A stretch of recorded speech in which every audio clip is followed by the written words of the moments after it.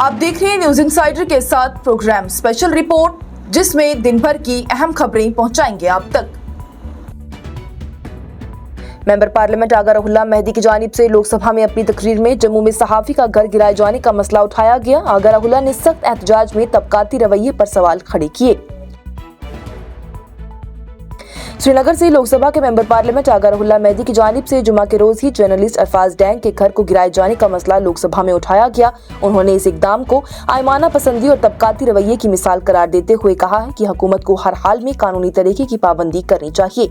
आगा रहुल्ला ने अपनी तकरीर के दौरान ही जम्मू के रहने वाले कुलदीप शर्मा का शुक्रिया अदा किया है, जिन्होंने अरफाज डैंग के लिए अपनी जमीन दान कर दी। उन्होंने कहा कि जिस तरह अरफाज का घर बगैर किसी नोटिस के गिरा दिया गया वो गैर कानूनी था। उन्होंने कुलदीप शर्मा के कदम का भी ये साबित करने की बात कही है कि कितनी भी जहनी जहर फैला दिए जाएं, हम एक हैं। रहुल्ला की जानिब से कहा गया है कि एक मुस्लिम जर्नलिस्ट का घर बिना किसी कानूनी अमल के गिराया गया और सवाल उठाया गया है कि क्या अब एक मुकाबला चल रहा है यूपी के सीएम और जम्मू कश्मीर के एलजी के दरमियान कि कौन ज्यादा मुसलमानों के घर गिराएगा। इस पर लोकसभा के चेयर दिलीप साकिया की जानिब से मुदाखलत करते हुए कहा गया है कि एमपी किसी भी वजीर आला या फिर लेफ्टिनेंट गवर्नर का नाम सदन में नहीं ले सकते। आगा रहुल्ला की जानिब से अपनी बात जारी रखते हुए ये पूछा गया है कि क्या देश कानून से चलेगा या फिर किसी एक सोच से जो कि इस्लाम को दुश्मनी पर मबनी हो और फिर भारत से भी इंपोर्ट की गई हो। इस पर चेयर की जानिब से दोबारा मुदाखलत करते हुए उन पर इस्तेमाल किए गए लफ्ज रिकॉर्ड से हटाने का हुक्म दे दिया गया। मेंबर पार्लियामेंट की जानिब से इस मसले को पार्लियामेंट में संजीदा बहस को जन्म दे दिया गया है, जहां उन्होंने जोर दिया कि सभी शहरियों के लिए कानून बराबर होना चाहिए और किसी के साथ मजहब की बुनियाद पर नाइंसाफी नहीं होनी चाहिए। घर किसका गिराया? घर अरफाज अहमद नाम के एक जर्नलिस्ट का गिराया गया। अच्छा। बिना प्रोसीजर के, बिना नोटिस के, बिना किसी कानूनी कार्रवाई के एक मुसलमान हमसाये का घर गिराया गया, एक जर्नलिस्ट का घर गिराया गया। कोई विषय पे बताइए, एक ही मैटर आता है। आपने सवाल पूछा, मैंने उसका जवाब दिया, वरना मैं आपकी बात कर रहा था। तो मैं यही सवाल करना चाहता हूँ कि किस कानून से, किस प्रोसीजर से, क्या यूपी के सीएम और कश्मीर के एलजी वाइसरॉय के बीच में कंपटीशन चल रहा है कि कौन कितने मुसलमानों के घर गिराएंगे, वहाँ पे करना है कि कौन कितने मुसलमानों के घर गिराएंगे। इस खुसूसी प्रोग्राम को आप तक पहुंचाने में हमारे मोतबर साथी Medstar medical centre and super speciality hospital Nowgam ने भरपूर ताउन किया है, जहां बैनुल-अक़वामी तजुर्बाकार और माहिर डॉक्टर्स की खिदमात दस्तयाब हैं। जदीद तशखीसी मशीनें, बेहतरीन इलाज और इत्मीनान बख्श सहूलियात के साथ गोल्डन कार्ड की सहूलत भी मैसर है। Medstar medical centre and super speciality hospital Nowgam, Srinagar.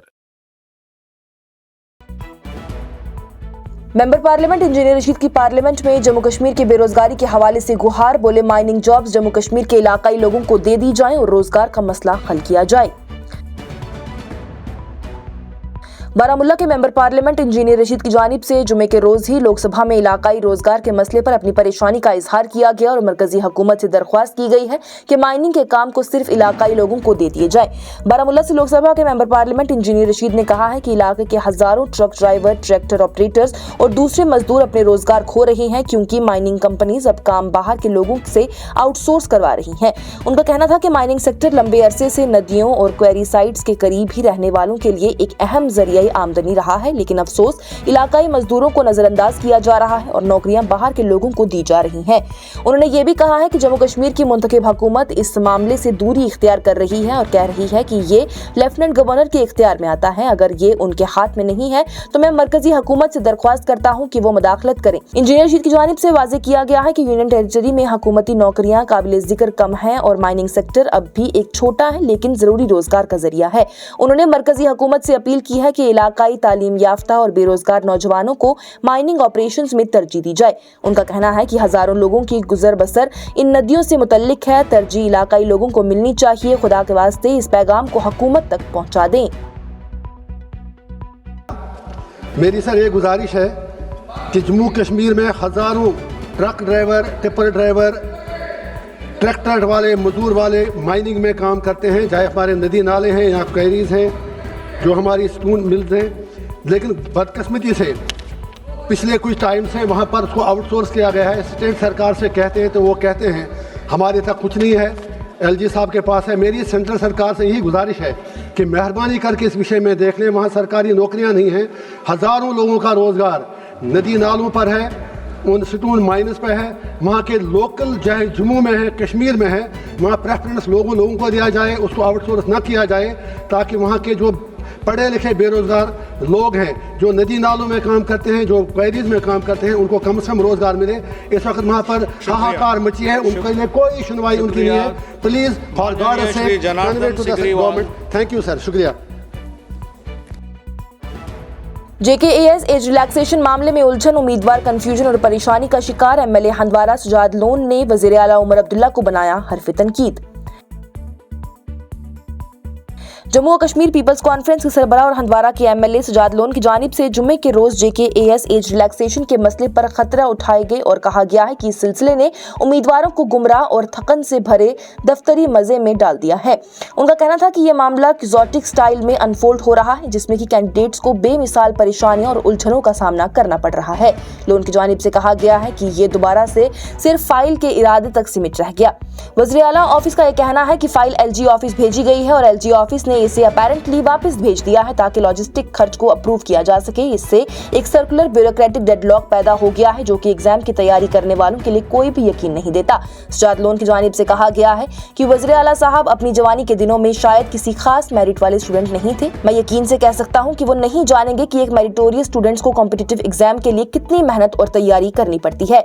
उन्होंने एज रिलैक्सेशन के इर्द गिर्द चल रही अनसर्टनिटी को भी नर्वस कर देने वाली और एग्जाम की तैयारी में रुकावट करार दिया है। लोन ने वज़ीर आला से दरख्वास्त की है कि वो मुदाखलत करें और इस एम्बिग्यूटी को खत्म करें। उन्होंने कहा है कि वज़ीर आला साहिब बराह करम एक दफा वज़ीर आला ऑफिस से बयान जारी करें और किसी भी उलझन को दूर कर दें। उन्होंने एज रिलैक्सेशन के हकीकी तनासिर को भी वाज़ेह किया है। ऑल इंडिया ओपन मेरिट में एवरेज एज लिमिट 38 साल है, जबकि जम्मू कश्मीर में सिर्फ 32 साल है। उनका यह भी कहना है कि मुझे समझ नहीं आता, अगर साल 2019 के बाद हर रूल जम्मू कश्मीर में अप्लाई हुआ है तो ये रूल क्यों नहीं लागू हुआ।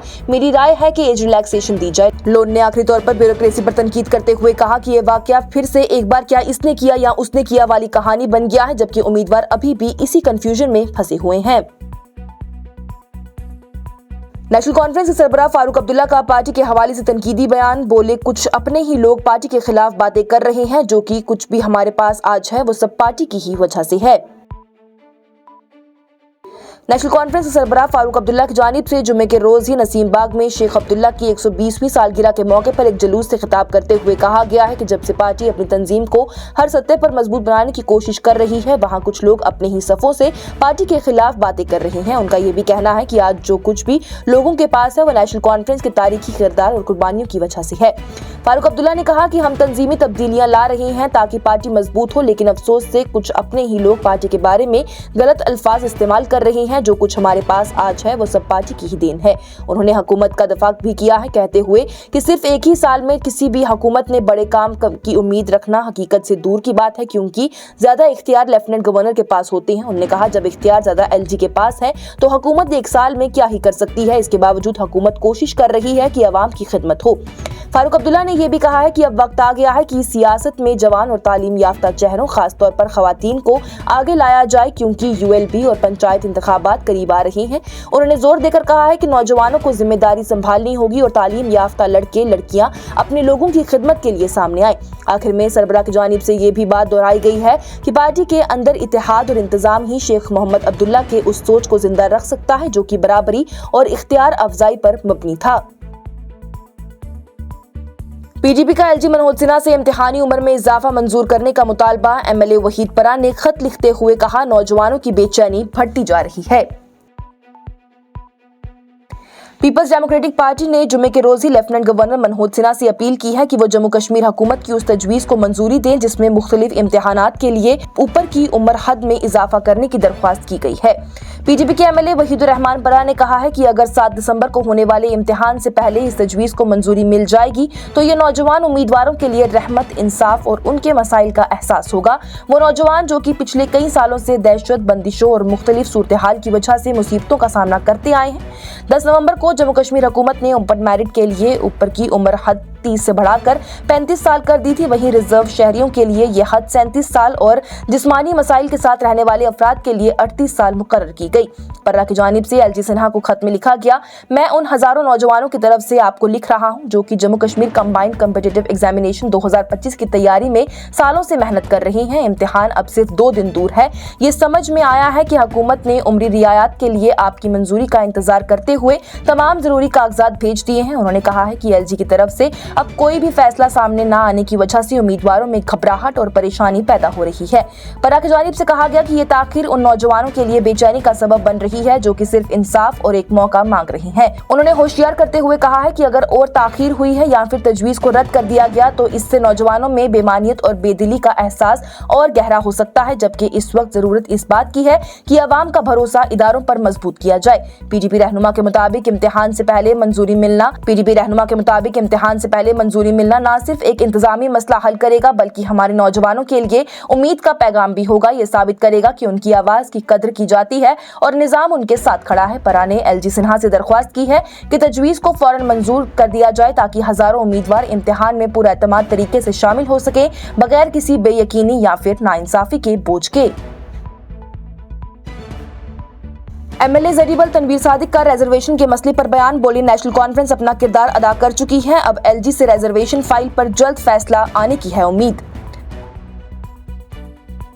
जम्मू कश्मीर में जारी रिजर्वेशन के बहस के दरमियान ही नेशनल कॉन्फ्रेंस के सीनियर रहनुमा तनवीर सादिक की जानिब से जुमे को कहा गया है कि उनकी पार्टी अपना हिस्सा पूरी तरह निभा चुकी है और अब उम्मीद है कि एलजी सिन्हा या एलजी हुकूमत की तरफ से भेजी गई फाइल पर जल्द ही फैसला आ जाएगा। हजरत बल श्रीनगर में सहाफियों से गुफ्तगू करते हुए उन्होंने कहा है कि पिछली हुकूमत और नेशनल कॉन्फ्रेंस की तरफ से जितने भी कानूनी और रस्मी कदम जरूरी थे वो सब मुकम्मल किए जा चुके हैं। उन्होंने कहा कि जो कुछ भी हमें हुकूमत होने के नाते या फिर सियासी जमात होने के नाते करना चाहिए था हमने वो सब कुछ कर दिया है। अब एलजी से उम्मीद है कि वो फाइल पर जल्द ही फैसला कर लेंगे। ये मसले पिछले कई माह से अवामी तवज्जो का मरकज बने हुए हैं, खास करके उस वक्त जबकि रिजर्वेशन कमेटी की रिपोर्ट और उसके मिनट्स पर सवाल उठाए गए थे। वज़ीर आला ने भी पहले कमेटी के मिनट्स पर कोई तबसरा करने से गुरेज किया था।